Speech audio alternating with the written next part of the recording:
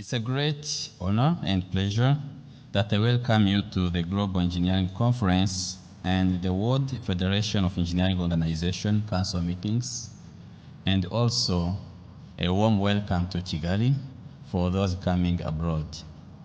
As we embark on this 3-day journey together, I look forward to the sharing more about what we are doing as a country to achieve the future we desire through engineering and innovation.